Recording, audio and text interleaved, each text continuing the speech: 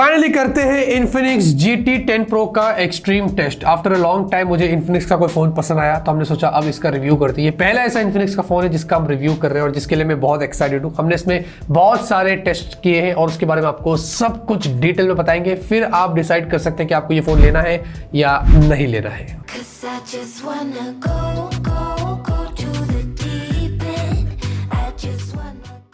अब पहले सॉफ्टवेयर के उठाते हैं। इसमें अभी हाल ही में सरप्राइजिंगली एक अपडेट आ गया जो मुझे अच्छा लगा कि Infinix वाले पुश कर रहे हैं और 450 MB की इसकी साइज थी। इसमें उन्होंने बहुत सारे फिक्सेस किए, चाहे वो वाईफाई हो, 5G हो और 3D पेंटिंग वगैरह या कैमरे के अंदर फीचर ऐड कर दिया है और साथ ही साथ उन्होंने हॉटस्पॉट को इंप्रूव किया और काफ़ी सारे परफॉर्मेंस फिक्सेस और स्टेबिलिटी फिक्सेस किए हैं, विच इज़ गुड। और उसी के साथ 1 साल ईयरली उस अपडेट, ये मुझे ठीक नहीं लगा। मतलब एंड्रॉइड 14 तक होगा, एंड्रॉइड 15 की कुछ बात नहीं हो रही है और 2 साल सिक्योरिटी पैचेस। कहीं ना कहीं आपको इस मामले में कॉम्प्रोमाइज़ करना पड़ेगा।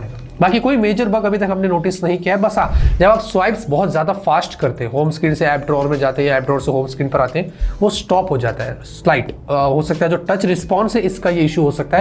ये इसमें ही नहीं, दूसरे भी Infinix के फोन में हमने चेक किया तो दोनों में साइड बाय साइड आप देखेंगे ये इशू हमने नोटिस किया है। बाकी 120 FPS तो पूरा कंटिन्यूसली स्क्रीन पर चला रहता है, चाहे आप प्ले स्टोर ओपन करो, चाहे यूट्यूब ओपन करो या कोई भी ऐप करो या स्वाइप्स करो UI के अंदर, तो 120 पर ही रहता है। ओवरऑल एक्सपीरियंस सॉफ्टवेयर का बहुत अच्छा है क्योंकि उन्होंने सारे ब्लूटूथ हटा दिया, मतलब पाम स्टोर वगैरह ये वो सब खत्म कर दिया। अगर उनके XOS से ही कंपेयर कर लेते तो 40% फीवर ऐप्स यहाँ पर आपको मिलते हैं, विच इज क्वाइट गुड। मुझे ये चीज बहुत अच्छी लगी कि इस बार ये पहला Infinix का फोन है जिसमें सॉफ्टवेयर को लेकर एक्सपीरियंस आपका क्लीन रहेगा। डिस्प्ले दोस्तों आपको अच्छी मिलती है। अभी तक जितना भी हमने एक्सपीरियंस किया है, बहुत कमाल की डिस्प्ले।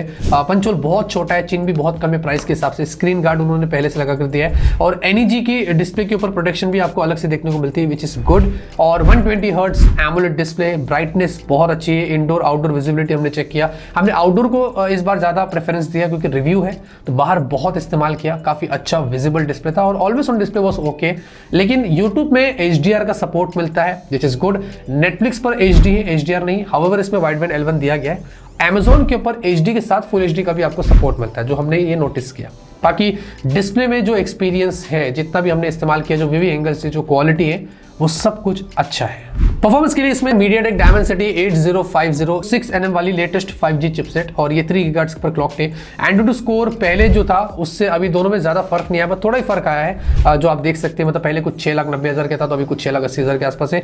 CPU थ्रोटल पहले 74 था तो अभी कुछ कम हो गया 65। ये थोड़ी चीज हमने नोटिस किया है। बाकी हीट तो ऑलमोस्ट उतना ही था, 43 डिग्री सेल्सियस। और बाकी LPDDR आपको 4x और UFS 3.1 स्टोरेज का सपोर्ट है। तो एंड्रो बेंच भी बहुत अच्छे स्कोर्स दिया था जो पहले भी हमने नोटिस किया था, वहां पर उन्होंने कोई चीज घटाई नहीं है। इनफैक्ट हमने लार्ज फाइल भी कॉपी करके देखा तो स्पीड वैसी की वैसी ही है। लेकिन यहां पर अगर मैं थोड़ा एक्सट्रीम टेस्ट की बात करता हूं, हमने इसमें जेंशियन इंपैक्ट लगाया और इसमें हमने 1 घंटा खेला इस गेम को continuously. Frame rates 120 continuous proper थे और हीट की बात करें तो डिस्प्ले बहुत गर्म हो गया था, 46 डिग्री सेल्सियस। हाँ, ये समवॉट ऑप्टिमाइजेशन का इशू है जो ये ब्रांड फिक्स कर सकती है। बाकी तो 1 घंटे के बाद भी जेंशियन इंपैक्ट इसमें कांस्टेंट फ्रेम रेट्स दे रहे हैं। फ्रेम रेट्स ड्रॉप नहीं हुआ, फोन भले कितना भी हीट हुआ लेकिन वो मेंटेन करा था उसने। ये चीज़ मुझे काफ़ी अच्छी लगी, बट हाँ, हीट को थोड़ा कंट्रोल करना चाहिए। बाकी तो BGMI कॉल ऑफ ड्यूटी एकदम मस्त के जैसा चलता है और इसमें मल्टीटास्किंग करिए, जितना भी हमने यूज़ किया लैग ये फ़ोन नहीं हुआ है, ये चीज़ बहुत अच्छी है। कॉल रिकॉर्डिंग की भी बात करते हैं अलग से क्योंकि ये भी एक बहुत इंपॉर्टेंट फीचर हो गया आज सबके लिए। तो यहाँ पर आपको इनका खुद का डायलर मिलता है जिसमें डेफिनेटली आप कॉल रिकॉर्डिंग वगैरह कर सकते हैं। मतलब गूगल डायलर का कोई सीन नहीं है, तो अगर आपको ऐसा लगता है कि कॉल रिकॉर्डिंग वगैरह करना है, बेहतर है। कॉल क्वालिटी की भी बात कर ले तो डेफिनेटली कॉल क्वालिटी अच्छी है। इसमें 5G का सिम कार्ड लगाकर हमने हमारे टीम मेंबर को दिया।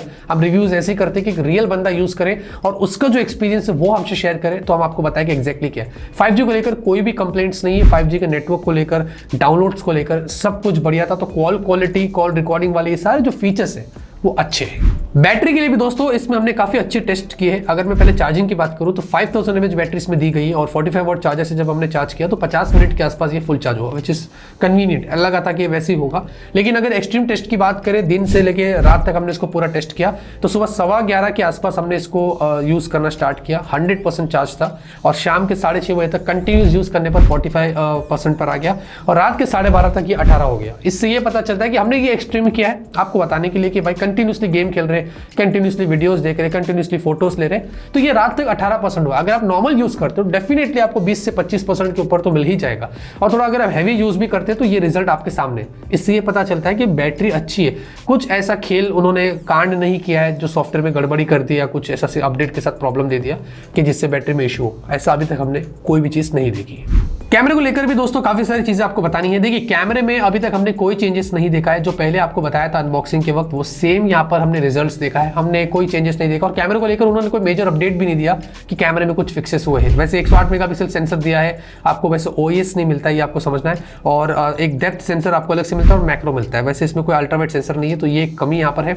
और यहाँ पर आपको LED फ्लैशलाइट वगैरह देखने को मिलती है। फोटोज देख लीजिए, मैं इसमें ज्यादा जज नहीं कर पाऊंगा क्योंकि कुछ चेंजेस हुए नहीं है, उस मामले में कोई अपडेट नहीं आया। तो पहले जो हमने वर्डिक्ट दिया था कि अच्छे फोटोज निकल कर आते हैं, रियर में आप पोर्ट्रेट देखिए, नॉर्मल शॉट्स देखिए, वीडियो देख लीजिए, सब सही है। In fact same goes for selfie, और नाइट के भी फोटोज वीडियोस आपको मैं यहाँ पर दिखा रहा हूँ, वो आप देख सकते हैं। तो यहाँ पर ज्यादा जज नहीं कर पाऊंगा क्योंकि कुछ मेजर चीज बताने के लिए है ही नहीं। बड़ा फोटो में 10x जूम है, वीडियो में 10x जूम है, वो सब कुछ बढ़िया है। रियर में आप 4K वीडियो शूट कर सकते हैं, सेल्फी में आप 2K वीडियो शूट कर सकते हैं, वो सारी चीजें यहाँ पर दी गई है।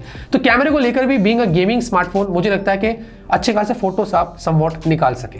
डिजाइन और बिल्ड को भी उठा लेते हैं क्योंकि डेफिनेटली ये वन ऑफ द फर्स्ट ऐसा स्मार्टफोन है जो अंडर 20,000 आपको ट्रांसपेरेंट डिजाइन के साथ मिलता है। और ये एक पॉलीकार्बोनेट बैक आपको मिलता है और यहाँ पर ऊपर आपको LED लाइट्स मिलती है जो सिर्फ एक ही कलर में होता है। अब मैं ऑनेस्टली कहूँ तो प्रैक्टिकली इतना हमने इसका इस्तेमाल नहीं किया। जो बंदे से हमने दिया था तो उसने तो कभी इसके बारे में बोला नहीं कि उसने इसका इस्तेमाल किया। उसने एक चीज़ बोला कि जब उसने ऐसा फ़ोन रखा था तो कुछ भी आता था तो उसको पता चल जाता था कि क्या हो रहा है, तो वो काम भी कर रहा है और वो देख भी रहा है बिना फ़ोन को हाथ लगाए। हम कभी कभी क्या करते हैं, उठाकर देखना पड़ता है अरे क्या हो रहा है। तो ये चीज़ अच्छा है कि नोटिफिकेशन आएगा तो पता चल जाता है, ये एक फ़ायदा है इसका। बाकी तो अलग अलग आप उसके वेरिएशंस को चेंज कर सकते हैं, चाहे इनकमिंग कॉल हो, चार्जिंग पर लगाओ, लो बैटरी हो, जैसा भी आपको ठीक लगे। तो ये सारे कस्टमाइजेशन आपको मिलते हैं। उनका स्पेशल फंक्शन दिया है, उसमें सेटिंग्स में जाकर जो चाहे आपको कस्टमाइज करना है, बहुत सारी चीज़ें दिया है इन्फिनिक्स के फ़ोन में, वो आप यहाँ पर कर सकते हैं। इसका फॉर्म फैक्टर भी अच्छा है, पॉलीकार्बोनेट फ्रेम्स आपको यहाँ पर मिलते हैं, डुअल माइक दिया है, डुअल स्टेरियो स्पीकर से, फुल साइज स्लॉट दिया है, टाइप सी पोर्ट वगैरह है, 3.5mm जैक दे दिया है। और definitely under display fingerprint scanner जो कि अपने आप में काफ़ी अच्छी बात है, वो काम भी अच्छा करता है। हैप्टिक्स भी बहुत अच्छा है, मुझे इसका हैप्टिक्स डेफिनेटली पहले से काफ़ी इंप्रूव्ड लगा है। ये हमने शायद अपने अनबॉक्सिंग वीडियो में भी बोला था। तो ये सारी चीज़ें भी यहाँ पर अच्छी है। कनेक्टिविटी की भी बात कर लेते हैं। आपको इसमें ब्लूटूथ 5.3 है विच इज़ गुड, वाईफाई 6 मिलता है, NFC भी दिया है, ये बहुत काम आता है कभी कभी, FM रेडियो है, सारे सेंसर्स का आपको यहाँ पर सपोर्ट मिलता है। अब जाते जाते दोस्तों इस फोन के बारे में मैं एक ही चीज़ कहूँगा, जितना भी हमने इसको टेस्ट किया है, हमारे यूसेज की बात करूँ जो हमारे टीम मेंबर ने किया था, कोई कंप्लेंट ज़्यादा नहीं आए। ओवरऑल ये फ़ोन यूज़ करने के लायक है और इन्फिनिक्स ने बहुत अच्छा काम किया जिसके लिए हम उसको अप्रिशिएट करते हैं। ऐसा टाइम आ गया कि अब इन्फिनिक्स के फ़ोन्स के हम रिव्यूज़ कर रहे हैं क्योंकि वो काम ऐसे कर रहे हैं, पहले हम नहीं करते थे लेकिन अब करते हैं। और ये फ़ोन उसमें खरा उतरा है, मुझे लगता है कि इसने सारे टेस्ट पास कर लिए हैं। बस खाली वो जो ज़्यादा गेमिंग जो बहुत हमने एक्सट्रीम किया था जेंशन इम्पैक्ट जैसा, उसमें थोड़ा सा हीट हुआ। बाकी तो ओवरऑल मुझे लगता है कि 8GB रैम 256GB स्टोरेज के साथ 20,000 पर one of the best gaming smartphone है। आफ्टर अ लॉन्ग टाइम कोई एक ऐसा फोन है जो मैं बोल सकता हूँ कि yes definitely you can buy it. अभी तक तो एक्सपीरियंस हमारा अच्छा, और लॉन्ग टर्म रिव्यू चाहिए 3 महीना 6 महीना, कमेंट में जरूर बताना, वो भी एक बहुत अच्छी चीज़ हो जाती है। लाइक करिए, सपोर्ट करिए, सब्सक्राइब करिए। तब तक के लिए ऑलवेज कीप स्माइलिंग।